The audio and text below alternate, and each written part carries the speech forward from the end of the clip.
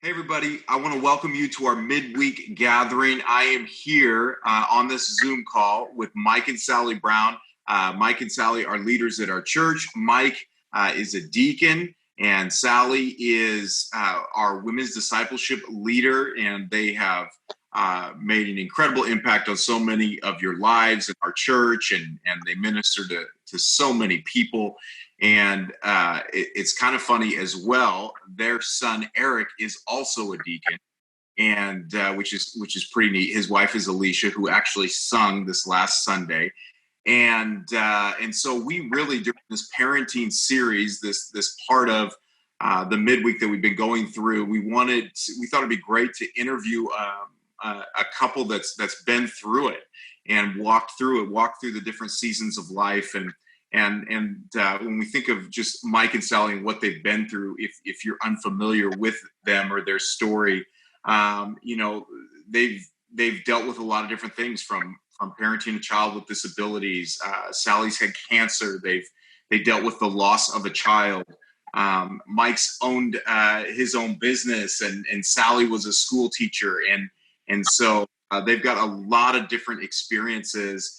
And they have grandkids and just all of that. And so first and foremost, Mike and Sally, I just wanted to ask, would you share a little bit about your family, how long you've been married, how many kids, grandkids you have? We'd love to hear that. Well, we've been married almost 44 years in a few months. We have 3 children. One is in Mount Angel, one in Pleasant Hill, and one with Jesus.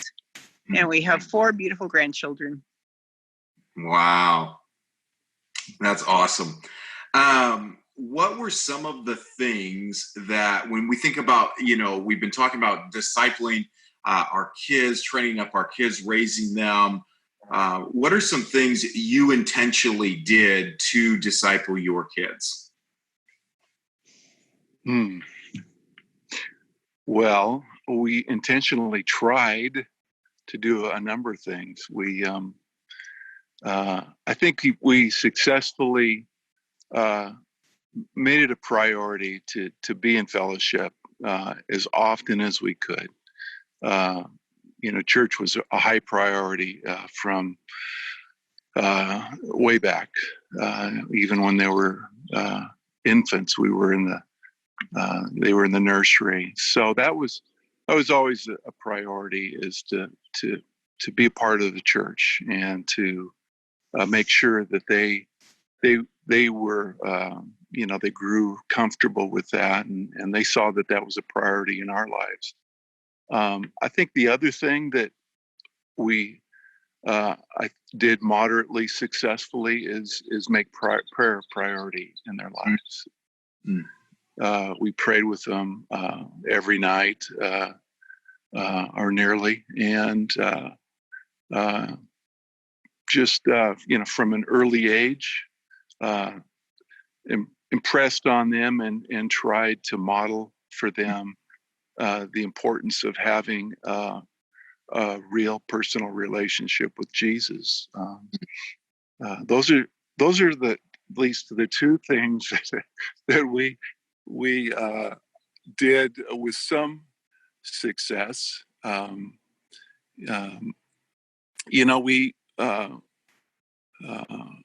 We failed in a lot of ways. Looking back,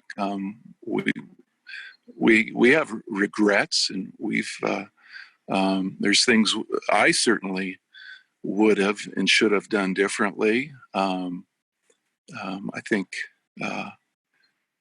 but I think we tried to model the importance of having a faith walk with Jesus, and that was a personal thing for both of us. Yeah, absolutely. Yeah. And for some of you parents as well that are watching this, one of the things that is important that they shared was about the nightly prayer time together. I think sometimes, like when they initially said fellowship, and you go, well, wait, we haven't been able to have church as much lately or at all, us discipling our kids isn't dependent on our ability to be in a building. Your primary discipleship is going to happen in the home. And I think that's one of the big takeaways that they just shared is that intentional time of prayer, and that they and continuing to disciple and to show them that walk and reinforce that, and then obviously church is an expression of that we get to do corporately in fellowship. So that's huge. I know that's been huge for me time as well during a difficult time. When you look back over all that you've been through as parents, what are some things that have helped you through just the difficult seasons? We find ourselves even currently in a difficult season as parents or grandparents. What are some things looking back that you guys have done that you've really seen help you walk through and navigate through difficult life circumstances? I think for me, that the number one thing that sort of kept us going, not only through difficulty as parents, but in marriage and life events, was prayer. And I don't think, we say prayer and, oh, how nice. But prayer is talking to God, the one who's able to do something about the trouble that we're in. And I think that has been the most important thing. And I think as well, seeking the wisdom of others. We had people around us who were able to speak into our lives, and that required some honesty and transparency. I would often find myself wanting to appear that I had everything put together, and quickly realized that I needed the help and support of believers around me to get through some challenging things. Yeah. Yeah. I think we made it a priority to pray for the kids too. Not only pray with them, but pray for them. I think early on, we realized that, as life comes at you, there's less and less control. You realize that. You try to implement all the tools and all the, all the things that are given us, and in the end, we are not in control, and God is in control, and that's okay because we trust Him, and all we need to do is come to Him and lay it at His feet. So, praying for kids, praying for your kids, praying for your grandchildren, often is huge. It's huge. That's great. I think, a huge takeaway from that is just the reality that, as we've been talking about relationships and even marriage the last couple of weeks, we're designed for relationship. And within the context of the church family, the design there that we see is so that we can help each other walk through situations together. And that's so important, walking through difficult seasons of life. And then once again, we just see prayer again.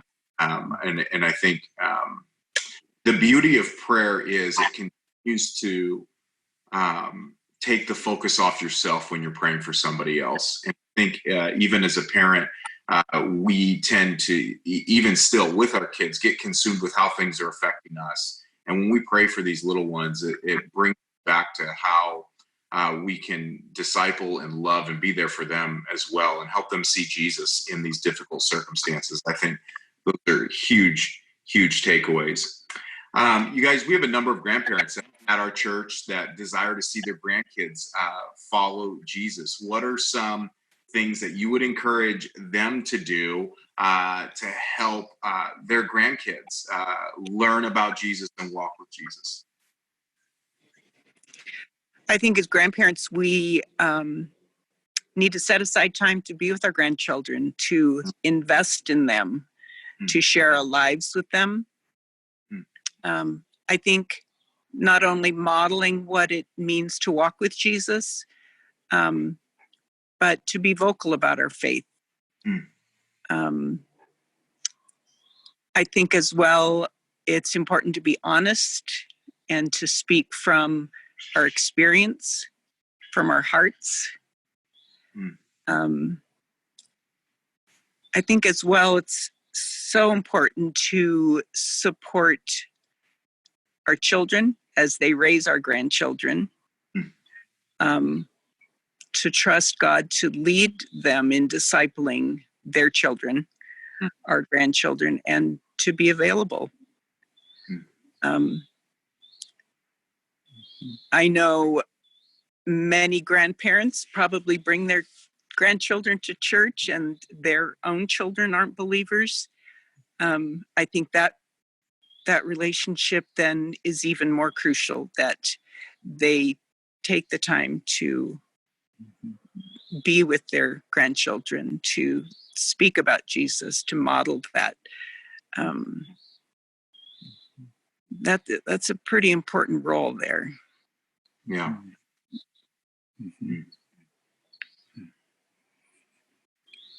Yeah. I think some of the sweetest times I've had with our grandchildren is, when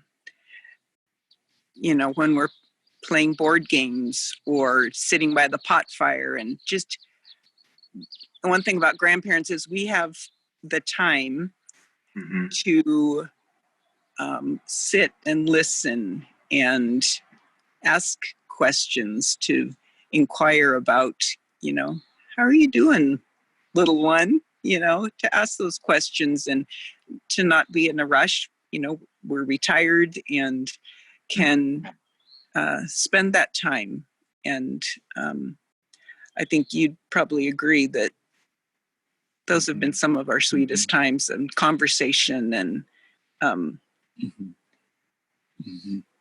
this is our opportunity for me especially, to do a few things right as a grandparent. Looking back,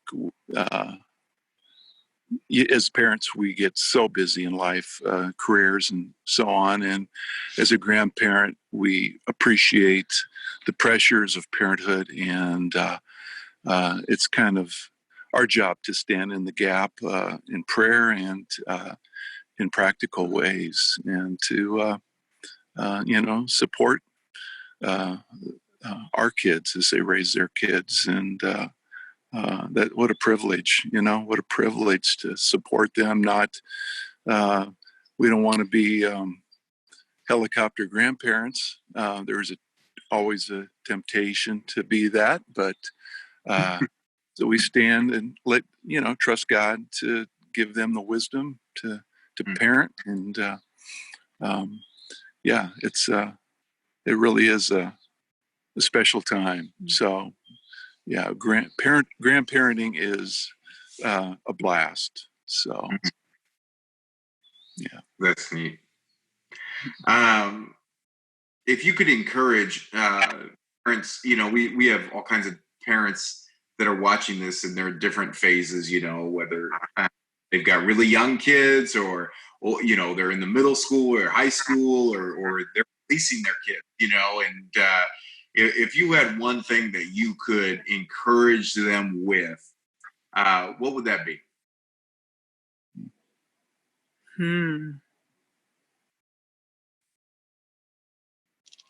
Wow.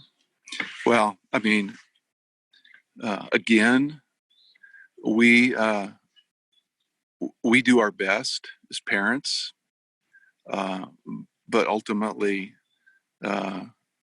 our kids are in His hands. They are not ours. We're stewards of our children. We will fail, not when. We will. We'll get angry and we'll lose it, and we'll be we'll just fall short. and not be discouraged by that, and to understand grace and mercy that God has for us, and that we get to extend that for our children, and they will in turn extend it to us. So yeah, just take, one day at a time, and just seek the Lord, and don't be discouraged by failures. God, he's done some pretty amazing things throughout the centuries with failures, and enjoy this high calling that we call parenting, and let him strengthen you to do whatever it is. And he'll, when we make mistakes, God covers those things. We think, oh, it's irreparable. It isn't. God covers our mistakes in our parenting, in our marriages, and in life. So, don't look back. Just look forward, and trust him. Point your kids to Jesus. Yeah. Mm-hmm. Yeah, I look back and I think I don't spend a lot of time looking back, but when I do, I think, gosh, I wish I had done this and that and done more of that. Mm-hmm. And, we can't go back. I trust that, like Mike said, God has covered my mistakes, and I can trust that he is continuing to work in my children's lives, and will as well my grandchildren. And I think we get to continue in a fashion to disciple our children as grown adults. I have many conversations with my daughters-in-law, and that's rich time to be able to share from my experience, and to just help them understand the truth of maybe their situation. Sometimes when you're in the middle of parenting, it's really hard to find perspective. Mm-hmm. And I think having gone through those seasons, it's fun to be able to share what the Lord did through us and in us, and in spite of us. In spite of us. Yeah, the implication is if we do everything right, our children will walk with the Lord, but we failed in so many areas. Yeah. And trust that God is our Redeemer and can make up for our lack. Mm-hmm. And we're so grateful for all that he's done in their lives. That's great. I think, something that really stood out, that you just shared too, was modeling Jesus, and what a calling that is, and the reality that more than anything, the Jesus that our kids are going to see is the Jesus that's in us, that model. And I just think that's so powerful, and a thought to really consider. And also just what you talked about a God of grace and redemption. I think we can beat ourselves up a lot. It's really humbling, and you're very aware of where you fail. I feel like as a parent, more than any other thing I've experienced, is a lot of situations where I go, man, I wish I could have done that differently. And I just want to encourage all of you that are watching this, that, this is a couple that's walked through it, that's, walked through the different seasons. And this is what they're saying, is that God's grace covers whatever mistakes. God can redeem things in your past, moments, outbursts, decisions that you regret. And that's the beauty of the gospel. And so I hope that that's clear. And hope that you, if you're a parent, you're encouraged, and maybe you're on the receiving end. Maybe you're a son or you're a daughter, and you're not a parent. And I want to encourage you that are watching that maybe you look back with resentment towards maybe your parents and ask, are you willing to extend that grace to your parents and allow God to restore relationships there?